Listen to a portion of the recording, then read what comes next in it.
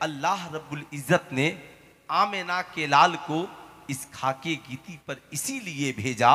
कुरान में रब ने फरमाया युअल्लिमुहुमुल किताब वल हिकमा, ये नबी इसलिए आए ताकि तुझे किताब और हिकमत सिखाएं। ताज्जुब की बात है, आज ज़माना समझने को तैयार नहीं है। जुलूसे मोहम्मदी मनाने वालों, शौक से मनाओ। नबी के नाम पे झंडियां लगाने वालों, शौक से लगाओ। आमिना के लाल के नाम पे जानो दिल सारी दौलत कुर्बान कर दो, ये कम है। मेरे रजा ने ये बताया, करूं तेरे नाम पे जां फिदा।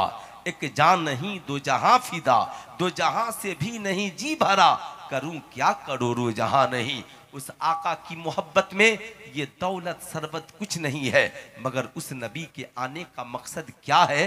कुरान कहता है यो ज़क्कीहिम, ये नबी इसलिए आए ताकि तुम्हारे दिलों को अच्छा कर दें, तुम्हारे समाज को अच्छा कर दें, तुम्हारी सोसाइटी को बेहतर कर दें, तुम्हारे बिगड़े हुए माहौल की दशा को और दशा को बदल दें।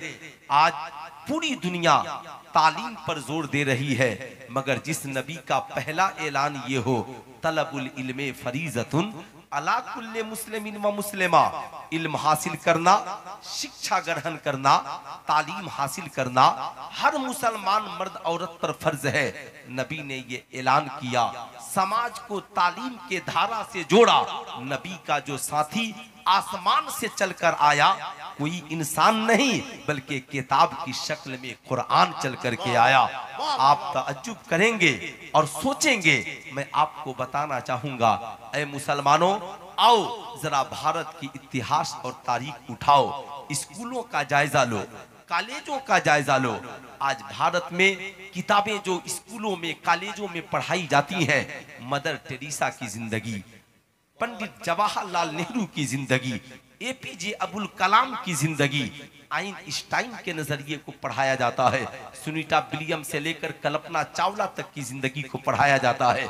मकसद ये, आज का शिक्षण शास्त्र या जो लोग इस विभाग में है कहते हैं एपीजे अब्दुल कलाम को पढ़ेगा साइंटिस्ट बनेगा, मदर टेरेसा को पढ़ेगा बीमारों की खिदमत करने का जज्बा पैदा होगा, पंडित जवाहरलाल नेहरू को पढ़ेगा बच्चों से प्यार करेगा। मगर ए दुनिया वालों, सुल्तान रजा आज बताना चाहेगा, ये प्यार तो मुस्तफा की दहलीज से बटने वाली शय का नाम है। इसलिए मैं कहूंगा एपीजे अब्दुल कलाम को पढ़कर इंसान चांद तक पहुंच सकता है, लेकिन मुस्तफा को जो पढ़ लेगा साहब, उसकी जमी भी हसीन होगी, आसमां भी हसीन होगा। मैं आपसे कहना चाहूंगा, ताज्जुब की बात है, आज इंसान चांद पे पहुंचने के लिए बेचैन है, आज इंसान मदर टेरेसा को पढ़ने के लिए बेचैन है, आज इंसान साइंसदानों की जिंदगी के मुताले के लिए बेचैन है। लेकिन आओ, जिस नबी को अल्लाह ने लक़द काना लकुम फी रसूलिल्लाहि उस्वतुन हसना बनाकर भेजा, कहा ए लोगों, एपीजे अब्दुल कलाम साइंसदान की जरूरत है, पंडित जवाहरलाल नेहरू मुल्क की जरूरत है, कल्पना चावला राशा और नासा की जरूरत है, लेकिन आमिना के लाल सिर्फ एक समुदाय, एक समाज, एक तबका, एक इल्मी तबका की जरूरत नहीं, पूरी कायनात के इंसानों की जरूरत का नाम मुहम्मदुर रसूलुल्लाह है। अल्लाह ने इरशाद फरमाया, महबूब कह दीजिए, या अय्युहन नास इन्नी रसूलुल्लाह इलैकुम जमिया, ऐ लोगों, तुम डॉक्टर हो, तुम इंजीनियर हो, तुम प्रोफेसर हो, तुम सिख हो, तुम ईसाई हो, तुम हिंदी हो, तुम मुसलमान हो, तुम क्रिश्चियन हो, मर्द हो, औरत हो, बच्चे हो, बूढ़े हो, जवान हो, तुम सबके लिए मैं रसूलुल्लाह बनकर आया। तुम सबके लिए मैं, जरा हाथ उठाकर बोल दे, तुम सबके लिए मैं रसूलुल्लाह बनकर आया हूं। लेकिन बुरा मत मानिएगा साहब, नबी की जिंदगी जो पढ़े वो क्या बने? जो नबी की जिंदगी जिसने नबी की जिंदगी का मुताला किया उसने सूरज को मोड़ दिया है, जिसने नबी की जिंदगी का मुताला किया उसने चांद को तोड़ दिया है, जिसने नबी की जिंदगी का मुताला किया उसने दरिया पे मुसल्ला बिछा दिया है, जिसने नबी की जिंदगी का मुताला किया वो जमाने को उरूज बख्शा है। साहब नबी की जिंदगी आज हमारी जीवनी के लिए जरूरत है, मगर बुरा मत मानिएगा, आज हमारी कौम के लोग कितने मुसलमान हैं।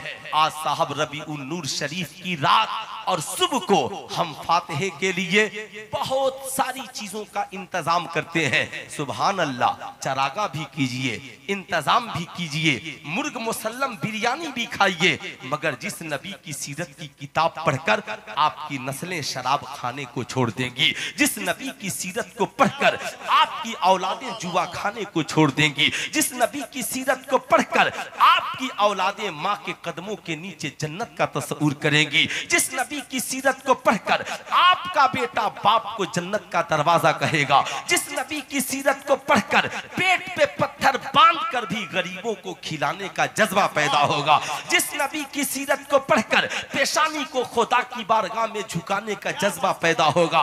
बुरा मत मानना, आज मुसलमानों के घरों में टीवी मौजूद है, 50,000 का मोबाइल मौजूद है, मुसलमानों के घरों में कीमती कीमती झंडियां लग गई है, साहब 1000 2000 लाखों की लाइटिंगें लग गई हैं, मगर बताओ मुसलमानों, तुम्हारे घरों में सीरत मुस्तफा की कितनी किताबें हैं? इतने मुसलमान बैठे हैं यहाँ, कितने मुसलमान होंगे जिनके घरों में सीरत मुस्तफा की एक किताब हो? आप अपने बच्चों को नात इसलिए सुनाते हो कि आशिक मुस्तफा बने, लेकिन मैं आपसे पूछना चाहता हूँ, कितने मुसलमान होंगे जिनके पास, जिनके घरों में सीरत मुस्तफा की किताबें होंगी? मैं आपसे कहूंगा, जब नबी के मिलाद का जलसा करो, जब नबी के मिलाद की खुशी मनाओ, तो आज हिंदी में भी नबी की सीरत की किताबें मौजूद है, आज उर्दू में भी नबी की सीरत की किताबें मौजूद है। अल्लामा अब्दुल मुस्तफा आजमी की किताब सीरत मुस्तफा हिंदी में भी लो, उर्दू में भी लो, पैक करो, गरीबों के घर पहुंचो, अपने पड़ोसियों के घर पहुंचो और कहो, आज नबी की आमद की खुशी है, मैं इस खुशी के मौके से नबी की सीरत की किताब तुझे गिफ्ट कर रहा हूं।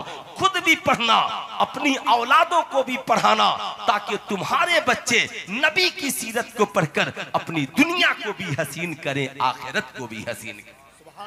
बोलिए, ऐसा होना चाहिए? अरे हाथ उठा करके बोलिए, पूरा मजमा ऐसा होना चाहिए? होना चाहिए कि नहीं होना चाहिए?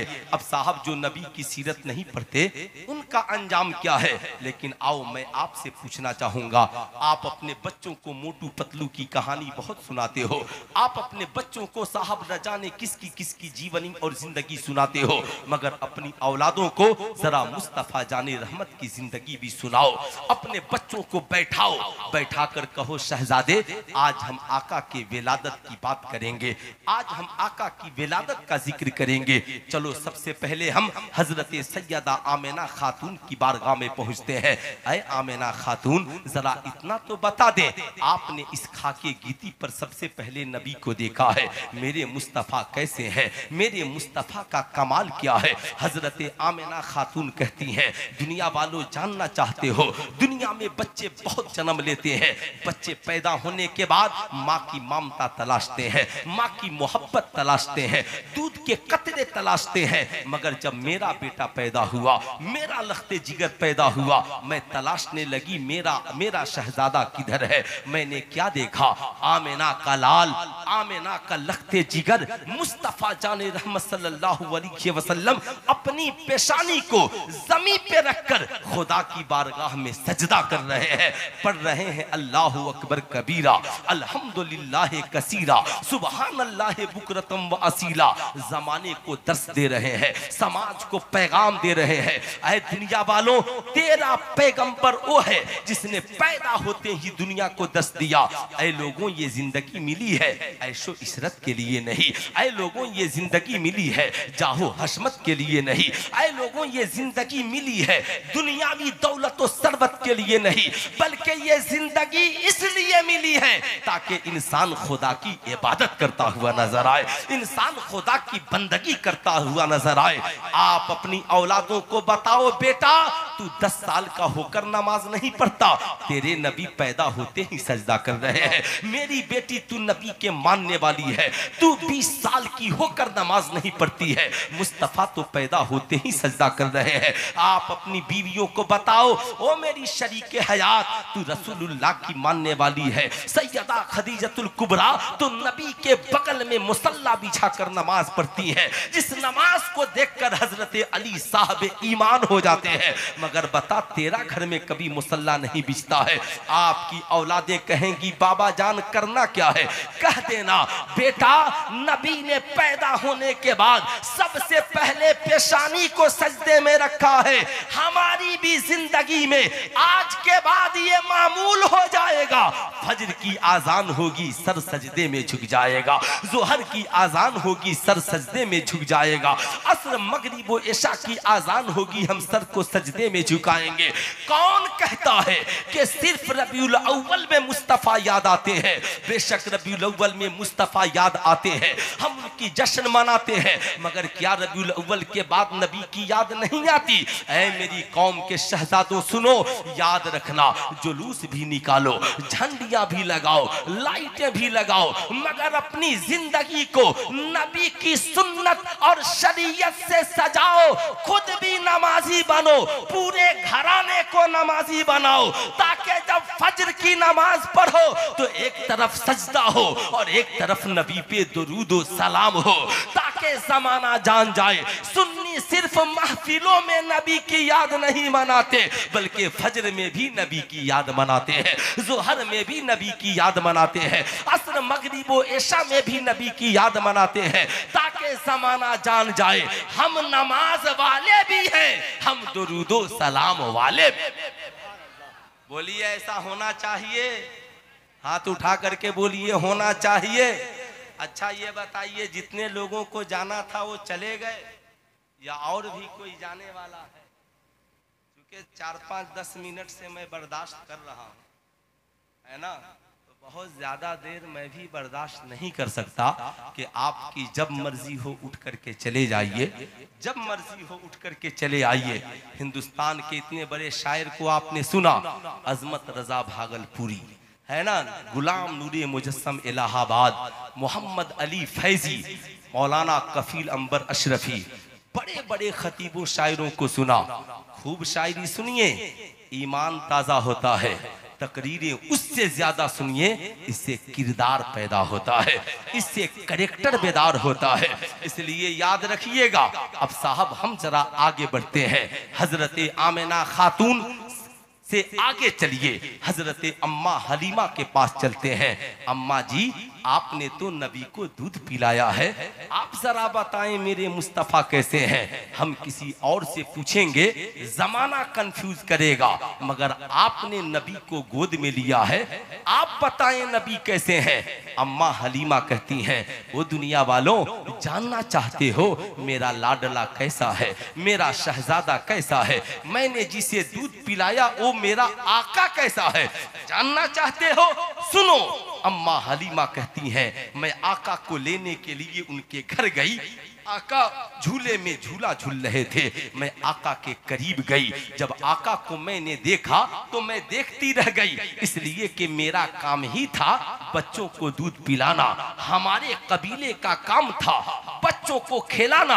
हमारे कबीले में हजारों बच्चे हर साल आते और हर साल रुखसत हो जाते, लेकिन जब मैंने मोहम्मद इब्ने अब्दुल्ला को देखा तो मेरी निगाहें हैरत में पड़ गई। मैंने बच्चे बहुत देखे, मगर न नबी से पहले न नबी के बाद मैंने बच्चे बहुत देखे, मगर मुस्तफा जाने रहमत जैसा हसीन बच्चा नहीं देखा, आमिना के लाल से ज्यादा खूबसूरत बच्चा नहीं देखा, मुस्तफा जाने रहमत से ज्यादा सोना बच्चा नहीं देखा। मैं जब नबी को देखी तो देखती रह गई। मेरे इमाम की जबान में यूं कहिए, वो कमाले हुस्ने हुजूर है कि गुमाने नक्शे जहां नहीं, वही फूल खार से दूर है, वही शम्मा है कि धुआं नहीं। कहती है मैं आका को के करीब गई, आका को गोद में लिया, नबी को बोसा दिया, आका ने मुस्कुरा दिया, यूं मुस्कुराए जान सी कलियों में पड़ गई, यूं लब कुशा हुए के गुलिस्ता बना दिया। जो ही मैंने नबी को गोद में लिया, बोसा दिया, आका ने मुस्कुरा कर दंदाने मुबारक को खोला, दंदाने मुबारक से एक नूर निकला और आसमान तक पहुंच गया। मैं समझ गई ये बच्चा बड़ी अजमत वाला है, बड़ी शान वाला है। मैंने जो ही उस शहजादे को अपनी गोद में सीने से लगाया, मेरा सीना दूध का मदीना बन गया। वो सीना जिसमें दूध का एक कतरा नहीं था। मेरा एक बेटा था, भूख और प्यास से रोता था, मगर मेरे पास इतना दूध न था कि मेरे एक बच्चे का पेट भर सके। मगर जो ही आमिना के लाल मेरी गोद में आए, मेरा सीना दूध से भर गया, दूध का मदीना बन गया। मैंने आका करीम को दाईं जानिब से दूध पिलाना शुरू किया। आका ने दूध पिया, मैंने चाहा कि बाईं जानिब से भी दूध पिला दूं, आका ने नहीं पिया।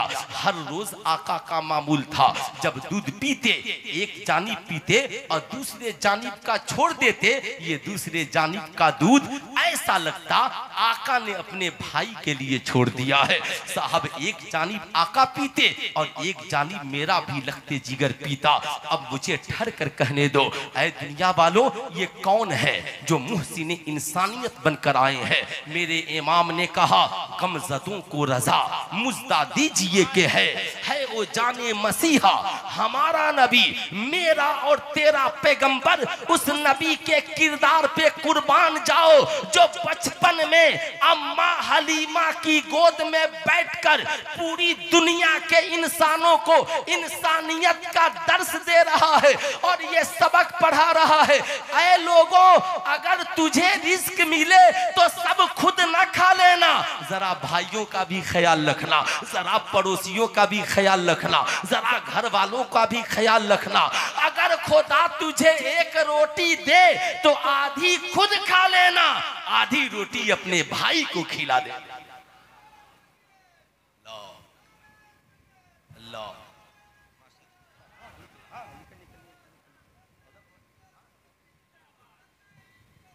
माशाअल्लाह माशाअल्लाह अल्लाह माशाअल्लाह माशाअल्लाह। दोनों हजरात के सफर का मामला है, बिला ताखीर इन्हें आप जहां छोड़ना है पटना छोड़ने का इंतजाम करे। नो प्रॉब्लम, मेरे लिए कोई प्रॉब्लम नहीं है, ठीक है ना? माशाअल्लाह। जरा दोनों हाथों को उठाकर प्यार से बोल दें या रसूल अल्लाह। अच्छा, मेरी हाजिरी तो हो गई, आगे तकरीर सुनेंगे आप लोग?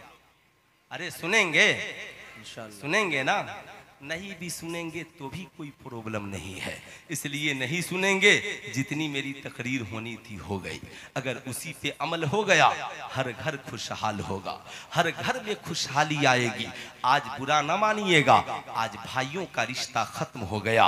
अल्लाह के मुकद्दस नबी ने 1450 बरस पहले बयान फरमाया, एक जमाना आएगा लोग माँ बाप को छोड़ देंगे, भाई बहन को छोड़ देंगे, दोस्तों के साथ मेल जोल रखेंगे, दोस्तों के साथ महफिलें सजाएंगे। आज का इंसान इसी समाज में जीवित है, आज इसी समाज में जी रहा है। आज भाई की फिक्र किसे है? नबी ने जो समाज को दूसरा पैगाम दिया था, भाई को न भूलना, लेकिन आज हमारी पोजीशन क्या है बताओ? ये पांचों उंगलियां बराबर है? अरे जरा उंगलियां उठाकर बोल दे, पांचों उंगलियां बराबर है? नहीं, कोई छोटी उंगली है, कोई बड़ी उंगली है। मगर आज मैं आपसे पूछना चाहता हूं, आज हमारा समाज क्या है? आज हम साहब दौलत के नशे में मस्त हैं, हम भूल जाते हैं। ऐसे ही साहब जैसे उंगलियां बराबर नहीं, ऐसे ही माँ के पेट से जन्म लेने वाले सारी औलादें बराबर नहीं हो सकती हैं। कोई अमीर है, कोई गरीब है, कोई डॉक्टर है, कोई इंजीनियर है, कोई प्रोफेसर है, कोई छोटा है, कोई बड़ा है। क्या जो भाई गरीब होगा उसे घर से निकाल दोगे? क्या जो भाई कमजोर होगा उसे अपने से अलग कर दोगे? क्या जो भाई अगर नहीं कमाने की सलाहियत रखता, नौकरी चाकरी नहीं हुई तो उसे रोजी उसे खाना नहीं दोगे और उसे घर से अलग कर दोगे। आओ आओ, मेरे नबी ने यह नहीं बताया, मेरे नबी का पैगाम ये नहीं है जैसा आज समाज में लोगों ने सोच रखा है, जैसे आज हमारा माहौल हमारी सोसाइटी हो गई है। आओ जरा सा सुनो और जहन को हाजिर रख करके सोचो। आमिना के लाल फरमाते हैं, लोगों याद रखना, जो अपने लिए पसंद करना वही अपने भाई के लिए पसंद करना। याद रखना, तुम में का कोई शख्स उस वक्त तक साहब ईमान नहीं हो सकता जब तक के जो अपने लिए पसंद करे वो अपने भाई के लिए पसंद न करे। अम्मा हलीमा है, आका को दूध पिलाती थी। आका सहाबा के झुरमुट में बैठे हैं, इतने में अम्मा हलीमा तशरीफ लाती हैं। आका करीम की नजर जूं ही दूध पिलाने वाली माँ पर पड़ी, मुस्तफा जाने रहमत ताजीम के लिए खड़े हो गए। जब आका खड़े हुए सहाबा भी खड़े हो गए। सहाबा अर्ज गुजार हुए, या रसूल अल्लाह, ये बताया जाए आप की ताजीम सारी दुनिया करती है, मगर आप जिस औरत की ताजीम के लिए खड़े हैं, आका जी ये कौन है? सुनो आमिना के लाल ने क्या कहा। आका फरमाते हैं, क्या तुम अपनी माओ की ताजीम नहीं करते? सुनो, तेरा पैगंबर जिस औरत की ताजीम के लिए खड़ा है, ये औरत कोई और नहीं बल्कि ये मेरी दूध पिलाने वाली माँ हजरते अम्मा हलीमा है। साहब वाकया सुनाना मकसद नहीं, आगे पैगाम देना मकसद है। आगे अल्लाह के नबी फरमाते हैं, अम्मा जी आप तशरीफ ले आए। अपनी चादर मुबारक को कांधे से उतारा, जमीन पर बिछा दिया। माँ आपके बैठने की जगह वो नहीं, आपके बैठने की जगह ये है। बुरा ना मानना, आज कितनी औलादें हैं जो अपनी माँ के लिए चादरें बिछाती हैं। आज कितनी औलादें हैं जो अपने बाप के लिए बिस्तर का इंतजाम करती हैं। आज हम सोचते हैं माँ के लिए चादर बिछा देना बेइज्जती है। क्या नबी से भी ज्यादा इज्जत तेरे पास है? आमिना के लाल से भी ज्यादा वकार तेरे पास है। आमिना के लाल कहते हैं, अम्मी जान आप चाहें तो पूरी जिंदगी मेरे पास रहे, या चाहे तो मेरे पास जितनी दौलत है सब लेकर अपने घर कबीले बनु साद को चली जाए। है कोई आज माई का लाल ऐसा बेटा जो अपनी माँ से कहे, माँ मेरे पास जितनी दौलत है तू सब ले ले। आज तो पोजीशन ये है, हम नबी के मानने वाले हैं, मगर माँ देहात में है, हम शहर में आबाद हैं, हमें फिक्र नहीं। मैं कहूंगा आपसे, आप खूब मुझसे मुसाफा कीजिए, पीर साहब से भी कीजिए, शायरों से भी कीजिए, खतीबों से भी कीजिए, लेकिन सुनो, घर जाना ना तो कभी माँ के आंचल में भी कुछ पैसे डाल देना। घर जाना ना तो कभी बाप के जेब में भी कुछ पैसे डाल देना। तेरा बाप खुददार है, तुझसे नहीं मांगता, चुपके से उसमें डाल देना। समझना, आज हमने नबी की विलादत का जश्न मना लिया है, आज हमने नबी की सुन्नत की अदायगी कर दी है। चुपके से डाल देना। अरे माँ खुश हो गई, अल्लाह और उसके रसूल खुश हो जाएंगे। बाप खुश हो गया, अल्लाह और उसके रसूल खुश हो जाएंगे। मैं आपको बताना चाहूंगा, नबी ने कहा, अम्मा जी चाहे तो पूरी दौलत मुझसे ले ले। आज तो हालत ये है साहब, आज माँ अस्पताल में पड़ी हुई है, बाप अस्पताल में बीमार है, बीमार आईसीयू में भर्ती है, 10 लाख रुपए ऑपरेशन में लग रहे हैं। बेटा डॉक्टर है, इंजीनियर है, प्रोफेसर है, आलिम मौलाना है, कलकत्ता का बहुत बड़ा बिजनेसमैन है। अब लेकिन मामला आकर सारे भाई बैठ गए, 10 लाख खर्च है, सबको कह दो 2-2 लाख रुपए लेकर आए। गांव में गरीब भाई रहता है, उसके पास भी फोन आता है, अब्बा के इलाज के लिए 2 लाख लेकर के आना। गरीब भाई बेचारा परेशान है। मैं पूछना चाहता हूं, क्या यही समाज है? तो आज का ये अंधा समाज कहता है, अगर बाप के इलाज में सब शरीक नहीं होगे तो तुझे प्रॉपर्टी बराबर नहीं मिलेगी।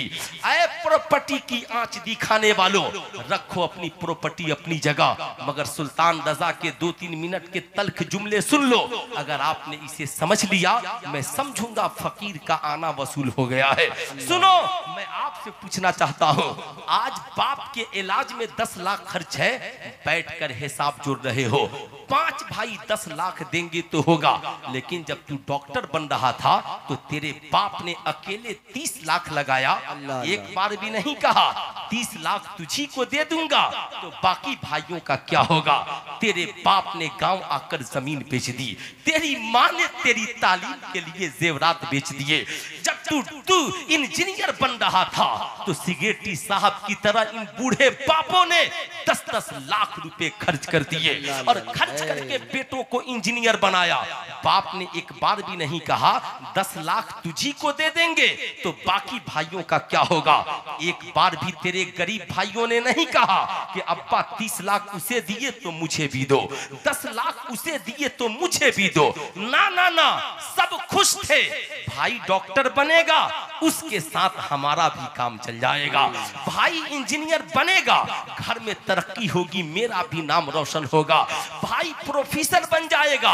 अब तन्हा एक बाप 30 लाख लगाकर डॉक्टर बनाता है, 10 लाख लगाकर इंजीनियर बनाता है, 15 लाख लगाकर प्रोफेसर बनाता है, 4-5-10 लाख खर्च करके आलिम मौलाना मुफ्ती बनाता है, बिजनेसमैन बनाता है। मगर वो बाप जिसने करोड़ों रुपए कमाकर अपनी हाथों से जिन औलादों को इस लायक बना दिया कि वो औलादें करोड़पति बन गई, आज वही बाप बिस्तरे मर्ग पे पड़ा है और आज जो औलादें 2 लाख की भीख मांग रही है, 4 लाख की अपनी भाइयों से भीख मांग रही है। ना, आज के इस जलसे से पैगाम लेकर के जाओ, सुनो मुस्तफा जाने रहमत है, माँ के विसाल का वक्त है। सैयदा आमिना खातून के सर को आका ने गोद में लिया है, 6 साल की उम्र है मुस्तफा जाने रहमत की, अपने हाथों से माँ के सर को दबा रहे हैं, आंखों में आंसुओं के कतरे हैं। माँ ने कहा बेटा तू रोने के लिए नहीं, तू तो रोतों को हंसाने के लिए आया है। ऐ मेरी कौम के शहजादों, आज के इस जलसे से तुझे ये वादा करके जाना है, ये तहैया करके जाना है। तू डॉक्टर है, इंजीनियर है, प्रोफेसर है, अमीर है, तो जाकर अस्पताल में डॉक्टर से कहना डॉक्टर साहब फिक्र मत कीजिए, मेरे बाप में 10 लाख लगे इलाज कीजिए, 20 लाख लगे इलाज कीजिए, पैसे की फिक्र मत कीजिए। अगर तन्हा मेरा बाप कमाकर मुझे डॉक्टर बना सकता है तो तन्हा मैं पैसा लगाकर अपने बाप का इलाज भी करा सकता हूं, नारे तकबीर कर सकता हूं। नारे रिसालत आमदे सरकार कॉन्फ्रेंस। एक मतलब मोहब्बत के साथ हाथों उठा के या रसूल अल्लाह, सब लोग या रसूल अल्लाह, सरकार की आमद, सरकार की आमद। बहुत अच्छा। अकेले एक बेटा, खड़े हो जाओ, गरीब भाई तू पैसा जो देगा ले लूंगा मगर कर्ज लेकर के ना आना। बाप की खिदमत करना चाहता है ना, थोड़ी सी कर ले। मेरे बाप ने मुझे अमीर बनाया है, तेरे बाप की रूह मुस्कुराएगी। तेरा बाप जब अस्पताल से निकलेगा कहेगा मालिको मौला मैंने जिस दिन के लिए ये दरख्त लगाए थे आज उस दरख्त ने मुझे अपने फल से नवाज दिया है। तेरी माँ दुआ करके कहेगी मौला जिस दिन के लिए हमने अपने जेवरात बेचे थे आज मेरे बेटे ने इस मकसद को पाए तकमील तक पहुंचा दिया है।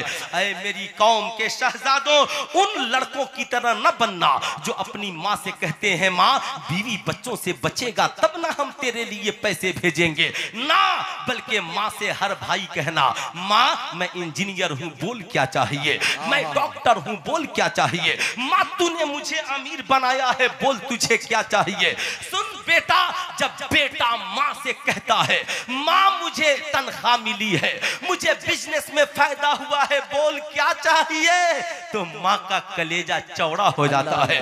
तेरी माँ तेरे बाप से कहती है बेटे का फोन आया था कह रहा था कितना पैसा चाहिए, बाप कहता है मेरे बेटे से कह देना अभी बाप जिंदा है, पहले अपनी औलाद की फिक्र कर ले, पहले अपनी बीवियों का ख्याल कर ले, फिर बचे तो हमें भेज देना।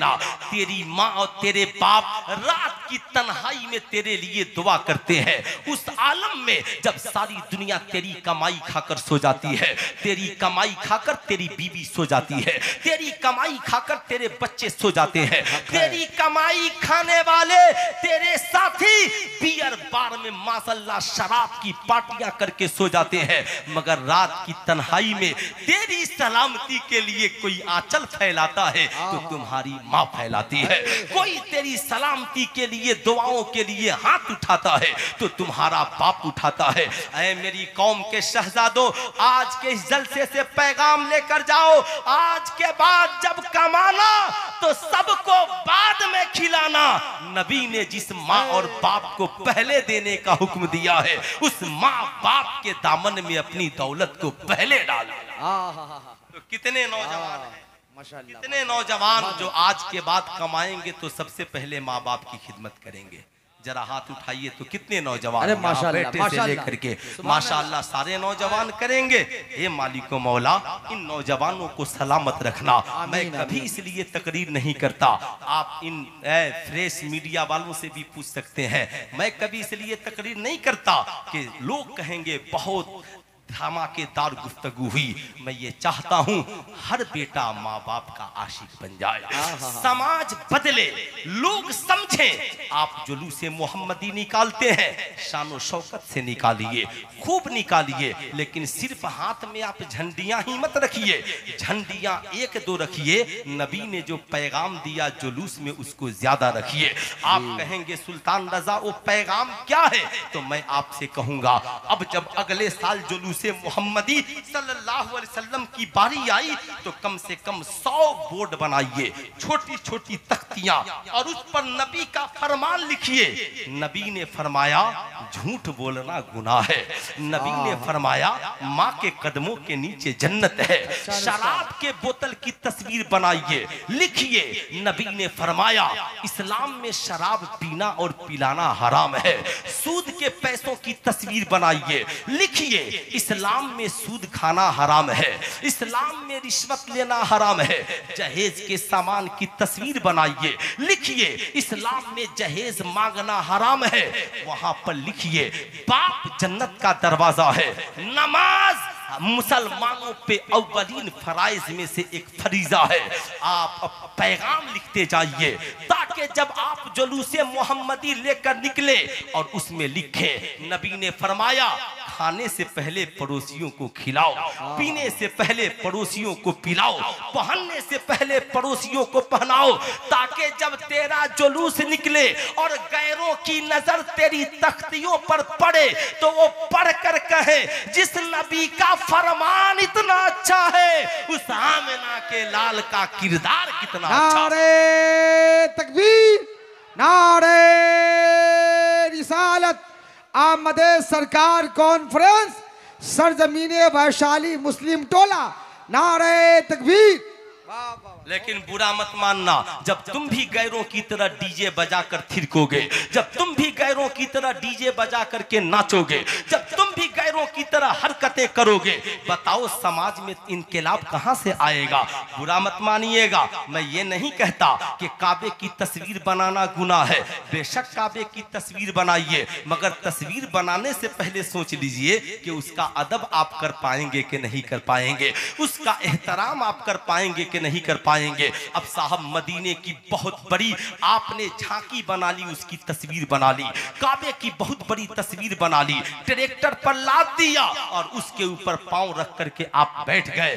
बताओ काबे की तस्वीर की बेहुरमती है कि नहीं है?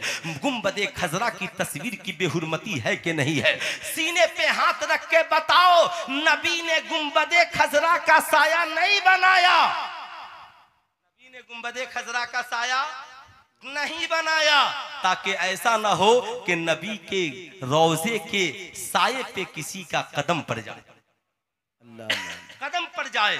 लेकिन बुरा मत मानिएगा, आजकल लोग जुलूसे मोहम्मदी के बाद उन तस्वीरों को उठाकर कहां रखते हैं? ईमानदारी से बताइएगा कि आपके पास कोई इतनी अच्छी जगह है जहां उसे अदब से रखा जा सके? अगर आपने ऐसी जगह रख दिया जहां पे उसे इसकी सफाई न हो सके, माजल्ला जानवर जाके वहां पर पखाना पेशाब करे, जानवर जाकर के बैठे, बेहुरमती हो, जैसे इमाम हुसैन के नाम पे लोग रोजे की तस्वीर बनाते हैं और मुहर्रम बाद ऐसे ले जाकर फेंकते हैं जहां पे कुत्ते बैठकर पेशाब करते हैं। कल फरोज़े महशर इमाम हुसैन को तुझे भी जवाब देना है, मुझे भी जवाब देना है।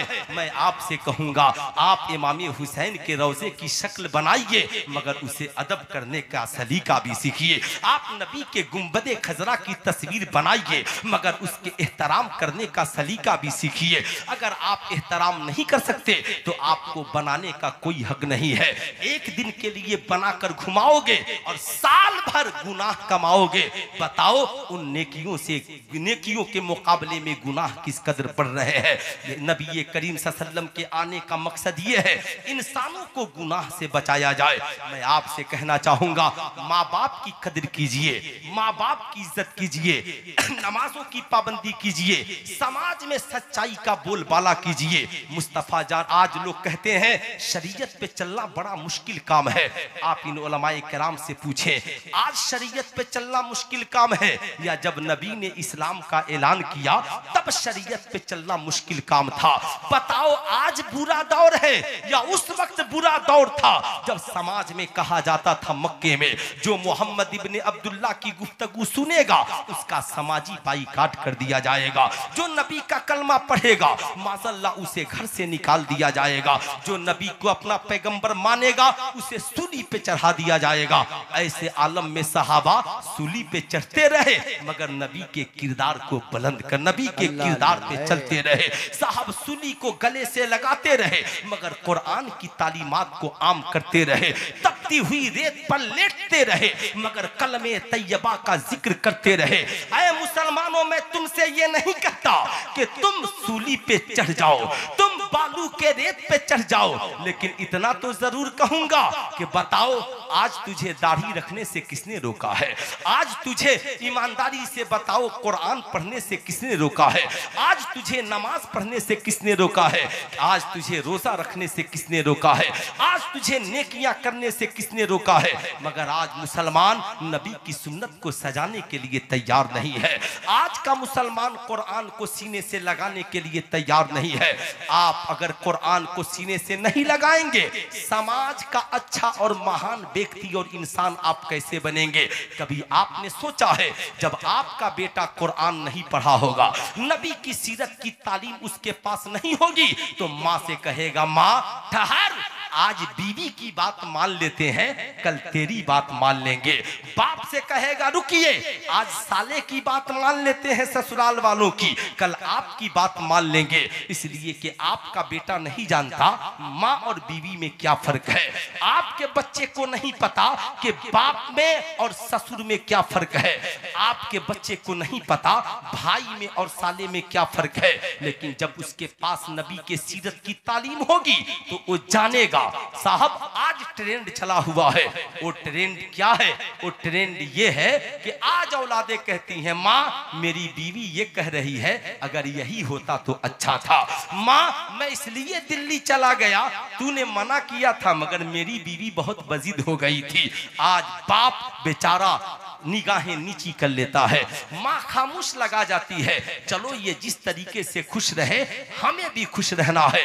लेकिन आओ मैं आपको बताना चाहूंगा, आओ हजरत अलकमा सहाबी रसूल है। वाकया सुनाना मकसद नहीं, बताना मकसद है। हजरत अलकमा सहाबी रसूल है। हम लोग सब मिलकर वलियों के बराबर नहीं हो सकते। सारे वली मिलकर सहाबा की रुतबे को नहीं पहुंच सकते। सहाबा का ये रुतबा है। हजरत अलकमा की मौत का वक्त करीब है, नेज़ा का आलम है, जिस्म से रूह निकलने को तैयार नहीं है। उनकी बीवी दौरे दौरे आका की बारगाह में जाती है, आका जी मेरे शौहरे नामदार बिस्तरे मर्द पर है, कलमे की तलकीन हो रही है मगर रूह निकलने को तैयार नहीं है। आका करीम सहाबा की झुरमुट में तशरीफ लाते हैं, सलाम करते हैं मगर जवाब नहीं मिलता, कलमे की तलकीन करते हैं मगर जवाब नहीं मिलता। अल्लाह के नबी ने कहा, अलकमा की बीवी से, अलकमा की बीवी, क्या अलकमा की माँ भी दुनिया में जिंदा है? हाँ या रसूल अल्लाह, उनकी माँ जिंदा है। कहा जरा बुलाओ। साहब हजरत अलकमा की वालिदा बुलाई जाती हैं। जब माँ आती हैं, आका पूछते हैं, ऐ अलकमा की माँ, बताओ अलकमा का तेरे साथ सलूक कैसा था, अलकमा का तेरे साथ रिश्ता कैसा था, अलकमा का तेरे साथ बर्ताव कैसा था। हजरत अलकमा की माँ के आंखों में आंसू आ गए। वो अपनी माओ को रुलाने वालों, रात की तन्हाई में जब तेरी माँ तेरे जुल्म का शिकार होकर रोती है, फिर सोच उस वक्त अर्शे आजम का पाया हिल जाता है। कभी तूने सोचा है अल्लाह अल्लाह, उनके आंखों में जब आंसू आए, आका करीम समझ गए। आका ने पूछा, क्या हुआ, बताओ तो सही, अलकमा का तेरे साथ कैसा रिश्ता था। अर्ज करती हैं, आका जी अलकमा बड़ा नेक है, नमाजें भी पढ़ता है, कुरान भी पढ़ता है, हज भी करता है, ज़कात भी देता है, अलकमा बहुत नेक है। अम्मी आप नाराज क्यों है। कहा, अलकमा में एक कमी है, मेरी बात पे अपनी बीवी की बात को तरजीह देता है, मेरी बात पे बीवी की बात को ऊपर रखता है। आका करीम ने कहा, माँ बस यही वजह है कि अलकमा के जिस्म से रूह नहीं निकल रही है। वो बीवियों की बातों को अपनी माँ की बातों पे तरजीह देने वालों, सोचो कि तेरा दुनिया में जब सहाबा के साथ ये मामला है, तो फिर तुम्हारे साथ क्या हश्र होगा, तुम्हारे साथ क्या मामला होगा। हजरत अलकमा की वालिदा से आका ने कहा, अलकमा की माँ उसे माफ कर दे, अगर तू नहीं माफ करेगी ना तो अलकमा के जिस्म से रूह नहीं निकलेगी। हजरत अलकमा की माँ कहती हैं, आका जी मैं कैसे उस घड़ी को भूल जाऊं जब अलकमा ने मेरी बात पे अपनी बीवी की बात को तरजीह दी थी। आका जी मैं माफ नहीं कर सकती। जो ही उन्होंने कहा कि मैं माफ नहीं कर सकती, आका करीम जलाल में आ गए। ऐ सहाबा लकड़ियां जमा करो, लकड़ियों में आग लगा दो, अलकमा को उस आग में डाल दो। जब हजरत अलकमा की माँ ने सुना, तरफ गई, मचल गई, बोल पड़ी, आका जी क्या मेरी निगाहों के सामने मेरे बेटे को आग में डाल दिया जाएगा। अल्लाह के मुकद्दस नबी कुरान का फरमान जमाने को सुनाते हैं, या अय्युहल्लज़ीना आमनू कू अनफुसकुम व अहलियकुम नारा। ऐ ईमान वालों, अपने आप को और अपने घर वालों को जहन्नम की आग से डराओ।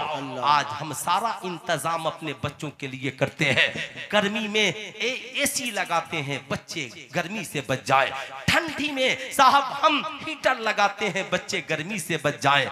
क्या आपने कभी सोचा बच्चों को ऐसा बनाए कि बच्चे बरोजे महशर जहन्नम की आग से बच जाए? क्या आज भी किसी माँ ने सोचा है, आज भी किसी बाप ने सोचा है? तो आज ये सोच कर जाना होगा। आका करीम फरमाते हैं, अलकमा की माँ ये दुनिया की आग जहन्नम की आग के मुकाबले में कुछ नहीं है। हजरत अलकमा की माँ कहती हैं, आका जी मैं अपने बेटे को अपनी निगाहों के सामने इस आग में जलते हुए नहीं देख सकती। आका करीम ने कहा, नहीं देख सकती तो माफ कर दे, इसलिए कि जहन्नम की आग इससे भी सख्त है। माँ थी ना, कलेजा मचल गया, माँ की ममता तरफ उठी। माँ ने कहा, आका जी मैंने माफ कर दिया, अल्लाह और उसका रसूल भी माफ कर दे। इधर अलकमा की माँ ने माफ किया है, उधर हजरत अलकमा की जबान पे कलमा जारी हुआ, ला इलाहा इल्लल्लाह मुहम्मदुर रसूलुल्लाह। ऐ मेरी कौम के नौजवानों, अपनी जिंदगी में सलामती चाहते हो, अपनी जिंदगी में कामयाबी चाहते हो, खात्मा बिल खैर चाहते हो, जन्नत में ठिकाना चाहते हो, जब तेरी बीवी और माँ की बात में टकराव हो तो अपनी बीवी से हाथ जोड़कर कहना, ओ मेरी शरीके हयात, आज माँ की मान ले, कल तेरी मान ले। आज माँ की मान ले, कल तेरी मान लेंगे। कहेगी क्यों? कहा, मेरी जन्नत माँ की खुशी में है और तेरी जन्नत मेरी खुशी में है। अगर हमने ऐसा कर लिया तो तू भी जन्नत में जाएगी, मैं भी जन्नत में जाऊंगा। नारे तकबीर, नारे रिसालत, अज़मते वालिदैन, नारे तकबीर। देखकर उसको इबादत का मजा मिलता है, उसके आंचल में सुकूनत का मजा मिलता है। पूरी दुनिया में एक माँ ही फकत होती है जिसके आगोश में जन्नत का मजा मिलता है। अगर आप लोगों की इजाजत होगी तो एक पैगाम और सुल्तान रजा पहुंचा देगा। इजाजत है? आप लोग सुनना चाहते हैं? नवाजिश। है ना? मैं भी नहीं चाहता कि जबरदस्ती सुनाऊं। रात के 3:15 बज गए हैं। आज आपने सारे शायरों को सुना, मगर हमारे बीच एक ऐसा भी शायर बैठा है, कारी अख्तर ज़िया मुजफ्फरपुरी। सब आपके मेहमान हैं, मगर आपने अभी तक उन्हें नहीं सुना है। अगर आप मुझसे वादा करेंगे कि इंशाअल्लाह आपकी 10-15 मिनट तकरीर के बाद इनको सुनूंगा तो मैं तकरीर आगे करूंगा। बोलिए होना चाहिए कि नहीं होना चाहिए? अरे बोलिए, नबी के दर से कोई खाली गया है? तो नबी के जलसे में आने वाले सब मेहमान पढ़ें और एक मेहमान बगैर पढ़े चला जाए, अच्छा होगा? नहीं होगा। अब जरा गौर से सुनिएगा, 2-3 बातें मेरी हैं। आज आपने देखा होगा लोग चश्मे का बड़ा ख्याल करते हैं, कहते हैं ये मेरे बाप का चश्मा है, इसकी हिफाजत हो। लोग कहते हैं ये मेरे बाप की बिल्डिंग है, इसकी हिफाजत हो। मैं कहूँगा अगर सामान को बाप से निस्बत है, बड़ी हिफाजत करते हो, लेकिन तेरा भाई तो तेरे बाप की निशानी है, उसकी हिफाजत क्यों नहीं करते हो? तेरी बहन तो तेरे बाप की निशानी है, उसकी हिफाजत क्यों नहीं करते हो? अल्लाह अल्लाह, जब मुस्तफा जाने रहमत इस खाके गीती पर तशरीफ लाए तो अजब अरब का मामूल था। लोग अपने हाथों अपनी बेटियों को जिंदा दफन कर देते थे।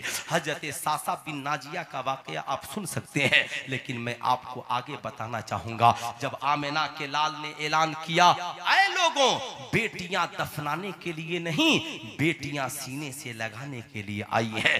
बेटियां जहमत नहीं, बेटियां खुदा की रहमत बनकर आई है। जानते हैं, सारे अरब में खुशी का माहौल, सब जो लोग अहले खैर थे, अहले दिल थे, आका की बारगाह में आते। एक शख्स आका की बारगाह में हाजिर हुआ, आंखों में आंसुओं के कतरात है। अर्ज करता है, आका जी, मैंने सुना है इस्लाम कबूल कर लो तो सारी खताएं माफ हो जाती हैं। आका जी, क्या अगर मैं इस्लाम कबूल कर लूं तो मेरे सारे गुनाह माफ हो जाएंगे? आका ने फरमाया, बेशक माफ हो जाएंगे। कहा, आका जी, लेकिन मैंने बहुत बड़ा गुनाह किया है। कहा, बता तूने कौन सा गुनाह किया है? कबूल रो पड़ा। कहा, आका जी, मैं ताजिर हूँ, बिजनेसमैन हूँ, मैं तिजारत करता हूँ। मेरी बीवी हमल से थी, उम्मीद से थी, मैं तिजारत के लिए बाहर जा रहा था। मैंने अपनी बीवी से कहा, वो मेरी शरीके हयात, सुनो, याद रखना, बेटा पैदा हो तो जिंदा रखना और बेटी पैदा हो तो उसे मार देना। कुछ दिनों के बाद मेरी वापसी हुई। मैंने अपनी बीवी से पूछा, बता बेटा पैदा हुआ था या बेटी? बीवी ने मेरे खौफ से कहा, बेटी पैदा हुई थी, मैंने उसे मार दिया। मैं घर रहने लगा।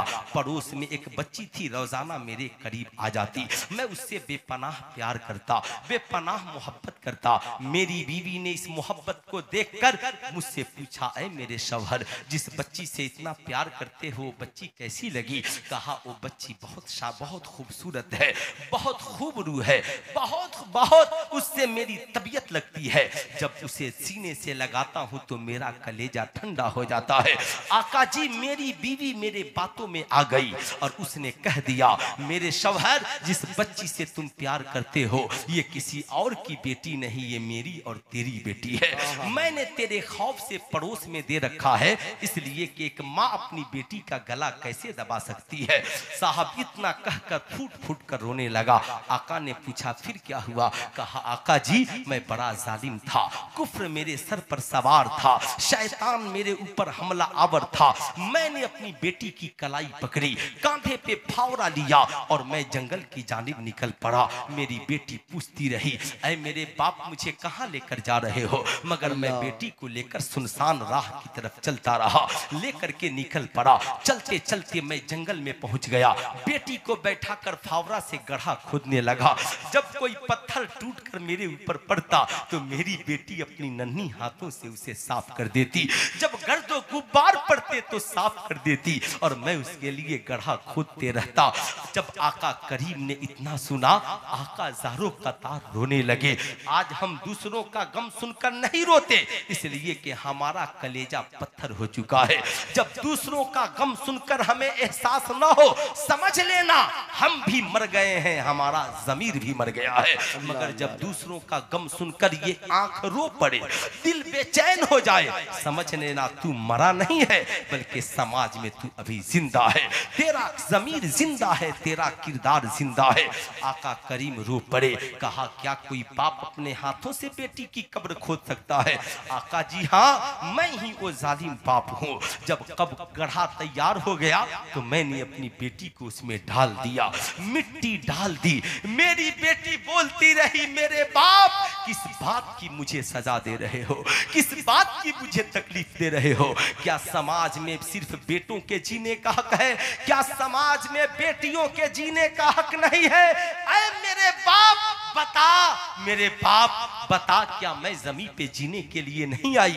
आका जी मैं बड़ा जालिम था, बेटी को छोड़कर भाग आया, मगर आज भी मेरी बेटी की आवाज मेरे कानों से टकराती है।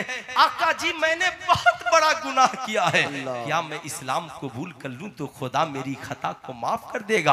आका करीम रोते हुए खड़े हुए, कहा ऐ मेरे सहाबा, बेशक अल्लाह कुफ्र की खताओं को माफ कर देगा, मगर इस्लाम कबूल करने के बाद अपनी मर्जी से न जीना, बल्कि इस्लाम की मर्जी से जीना, नबी के मर्जी से जीना, अपनी मर्जी को छोड़ देना।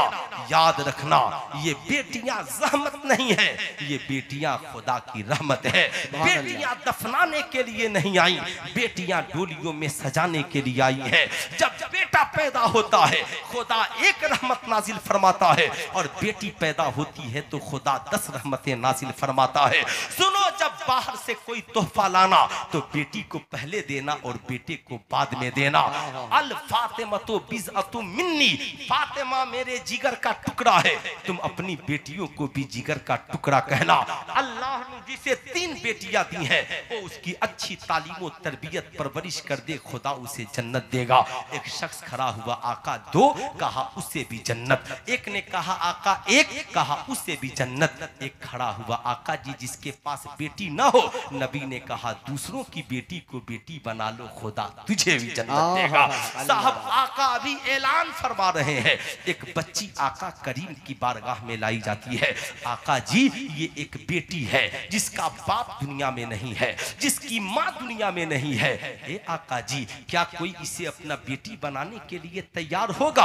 आका करीम ने उस बच्ची को पहले गोद में लिया, सीने से लगाया, पोसा दिया, सर पे दस्ते शफकत फेरा और कहा ऐ मेरे सहाबा, तुम में का कौन है जो इस बच्ची का बाप बनना पसंद करेगा? कौन है जिसकी बीवी इसकी माँ बनना पसंद करेगी? नबी ने जब ऐलान किया, हर आशिक अपनी जगह पे खड़ा हो गया और चारों तरफ से आवाज आने लगी, आका जी ये बेटी मुझे दे दीजिए, आका जी ये बेटी मुझे दे दीजिए। कोई कहता आका 3 बेटियां हैं, एक और दे दीजिए। कोई कहता आका 2 बेटियां हैं, एक और दे दीजिए। डॉक्टर इकबाल जब इस मंजिल पर पहुंचे तो बोल पड़े, एक अरब ने आदमी का बोलबाला कर दिया, खाक के जर्रों को हम दोषे सुरैया कर दिया, खुद न थे जो राह पे औरों के हादी बन गए। अल्लाह अल्लाह मुर्दों को किसने मसीहा कर दिया? अल्लाह अल्लाह मुर्दों को किसने मसीहा कर दिया? हर शख्स बेटी से प्यार करने लगा। आज भी हर बाप अपनी बेटी से प्यार करता है। हर मुसलमान कहता है बेटी रहमत है, हर हिंदू कहता है बेटी लक्ष्मी है, क्रिश्चियन ईसाई कहते हैं बेटियां गॉड गिफ्ट है। आज हर बाप चाहता है मेरी जमीन बिक जाए, मगर मेरी बेटी के आंगन में खुशियों की लहर कायम रहे। हर बाप चाहता है कि मेरी प्रॉपर्टी खत्म हो जाए, मगर मेरी बेटी की जिंदगी बाकी रहे, मेरी बेटी की जिंदगी सलामत रहे।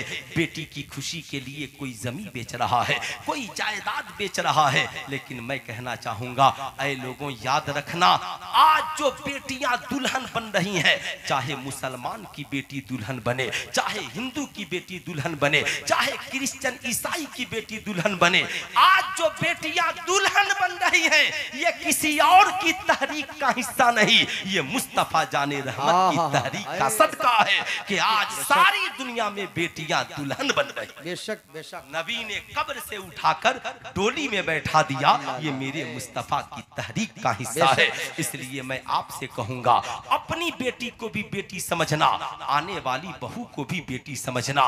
मैं आपको बताना चाहूंगा, तभी तो नबी ने फरमाया मुतार राशि वल मुर्तशी किले हमा फिन्नार, बाद रिश्वत लेने वाले देने वाले दोनों जहन्नम में जाएंगे। निकाह के वक्त जहेज के शक्ल में रिश्वत न मांगना इस्लाम ने हराम करार दिया। लेकिन मैं आपसे कहना चाहूंगा, बेशक जहेज मांगना हराम है। साहब याद रखिएगा, आज हम हलाल हराम भूल चुके हैं। आज हम हलाल हराम भूल चुके हैं। जहेज की पार्टियां हो रही हैं, जहेज के पैसे से वलीमे हो रहे हैं, हम सब की हाजिरी होती है। एक बुजुर्ग ने अपने मुरीद से पूछा, पता खाने का तरीका क्या है? कहा, हुजूर दस्तरखान लगा हो और खाना रखा हो, हम अच्छी तरह हाथ धुले, बिस्मिल्लाह पढ़ें तब खाएं, छोटा छोटा लुकमा खाएं, खा के अल्हम्दुलिल्लाह पढ़ें। कहा, पगले तुझे खाने का तरीका भी नहीं मालूम? कहा, हुजूर बता दिया जाए। कहा, खाने से पहले, दस्तरखान बिछाने से पहले, हाथ धोने से पहले, चावल उठाने से पहले ये जानना जरूरी है हम जो खाना खा रहे हैं ये हलाल का है या हराम का है। ऐ वलीमा की पार्टियों में जाने वालों, जैसे जहेज का मांगना हराम है, जहेज के मांगे हुए पैसे से वलीमे का खाना भी हराम है। मगर आज हम लोग बैठकर क्या करते हैं? क्या मुर्ग मुसल्लम है, क्या बिरयानी है, क्या पेप्सी कोको कोला है, मगर एक बार भी नहीं पूछा, वो साहब खिलाइएगा मगर जहेज के पैसे का मत खिलाइएगा। जहेज को मिटना चाहिए कि नहीं मिटना चाहिए? अरे हाथ उठाकर बोलिए, मिटना चाहिए कि नहीं मिटना चाहिए? मिटना चाहिए। लेकिन ये बेटे वालों के लिए है। ऐ बेटी वालों, तुम भी तो कम नहीं हो। जैसे जहेज मांगना हराम, ऐसे ही बेटियों का हिस्सा रख लेना भी हराम है। हक है। समझ रहे हैं मेरी बात? बेटियों का हिस्सा रख लेना भी ऐसा जोर से बोलिए, बेटियों का हिस्सा रख लेना भी।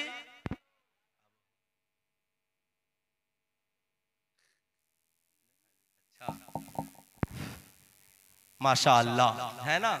अब बेचारा वो भी अब बार बार सिग्नल दे ही रहा है। मैं ये अर्ज कर रहा था, जैसे साहब जहेज मांगना हराम, वैसे ही बेटियों का हिस्सा नहीं देना भी हराम है। इसलिए मैं आपसे कहूंगा, आपकी बेटी की शादी है, आपकी बहन की शादी है, आपकी भतीजी की शादी है, लड़के वाले पूछते हैं क्या दीजिएगा? कहिएगा टेंशन मत लो, अल्लाह और उसके रसूल ने मेरी बेटी का जो हिस्सा मुकर्रर किया है, मैं सारा हिस्सा देने के लिए तैयार हूँ। याद रखना, मेरे बाप की सर्विस है, 2 हिस्सा बेटों को 1 हिस्सा बेटी को, जमीन है 2 हिस्सा बेटों को 1 हिस्सा बेटियों को, मकान है 2 हिस्सा बेटों को 1 हिस्सा बेटियों को। आज हमने बेटियों को हिस्सा देना बंद कर दिया। हद तो यह है कि आज भाई अपनी बहन से कहता तू भी हिस्सा मांगने लगी है। अरे पगले, बहन के हिस्से की जमीन बोकर खाएगा ये गुनाह है, बहन के हिस्से की बिल्डिंग में रहेगा ये गुनाह है, बहन के हिस्से की बाप के सर्विस के पैसे को खा जाएगा ये गुनाह है। आज मुसलमान कहता है हमने गुनाह किया कहाँ है, हमने बेईमानी की कहाँ है? जिस दिन भारत का मुसलमान बेटियों को अपनी जायदाद में हिस्सा देने लगेगा, उसी दिन से भारत में साहब लोग जहेज मांगना बंद कर देंगे। अगर हिस्सा देने के बाद भी कोई जहेज मांगता है तो उसे कहिए, वो भिखारी तेरे लिए अच्छा है कि तू चुल्लू भर पानी में डूब कर मर जा। बोलिए ऐसा होना चाहिए? अरे बोलिए होना चाहिए। कितने अच्छा लोग हैं जो अपनी बहनों को अपने बाप दादा की जमीन में हिस्सा देंगे? जरा हाथ उठाइए तो कितने लोग देंगे? इंशाअल्लाह। मैंने सोचा है इस साल पूरे भारत में मेरी ये तकरीर पहुंचेगी, और मेरे पहुंचाने से पहले कितने मीडिया वाले तो इसको पहुंचा ही देंगे, है ना? इसके लिए टेंशन लेने की जरूरत नहीं है। मैं ये अर्ज कर रहा था ना मेरे दोस्त, याद रखिएगा, बहन के हिस्से को मत रखिए। अल्लाह के मुकद्दस नबी का हाल ये था कि हजरते सैयदा फातिमतु ज़हरा जब आका से मिलने के लिए आती तो आका बेटी की ताजीम के लिए खड़े हो जाते, और जब आका मिलने के लिए जाते तो सैयदा अपने बाबा की ताजीम के लिए खड़ी हो जाती। लेकिन मैं आपसे कहना चाहूंगा, आज समाज में एक चलन है, लोग अपनी बेटी को बेटी और बहू को दुश्मन समझते हैं। ना ना ना, अगर आप ऐसा कर रहे हैं तो कल बरोज़े महशर आपकी बेटी जन्नत के तरफ ले जाएगी और बहू खड़े होकर कहेगी मौला ये बड़ा जालिम है, मेरी निगाहों के सामने अपनी बेटियों से प्यार करता था और मैं बीमार पड़ती थी तो मुझे मैका भेज देता था। आका जी ये मुझे अपनी बेटियों के सामने गालियां देता था। ए मालिक मौला, ये इंसान अपनी बेटी को बेटी, मुझे बेटी नहीं समझता था। बताओ तुम नबी के सामने कौन सा मुंह दिखाओगे? नबी ने तो ये कहा जैसे तेरी बेटी बेटी है वैसे ही दूसरों की बेटी बेटी है। याद रखना तेरे पास 4 बेटियां हैं और जब तेरे बेटों की शादी हो तो उस दिन कहना ए मौला तेरा करम है, आज एक बेटे की शादी हुई मैं 5 बेटियों का बाप बन गया। अपनी बीवी को भी बैठा करके कहना सुन मेरे पास 4 बेटे 4 बेटियां, अब इन चारों के जरिया 4 बेटियां और आएंगी, अल्लाह का करम है हम 8 बेटियों के बाप हो जाएंगे। जहन्नम के सारे दरवाजे इनकी वजह से बंद हो जाएंगे। वाह वाह वाह, की वजह से बंद हो जाएंगे। आप जब बहुओं को बेटी बना लेंगे तो इंशाअल्लाह वो बहुएं भी आपको माँ और बाप बना लेंगी। घर में कोई झगड़ा नहीं होगा। लेकिन आज अफसोस है अपनी बेटी को स्कॉर्पियो से उठा के ला के इलाज कराते हो और बहू बीमार पड़ जाए तो भेज देते हो ना।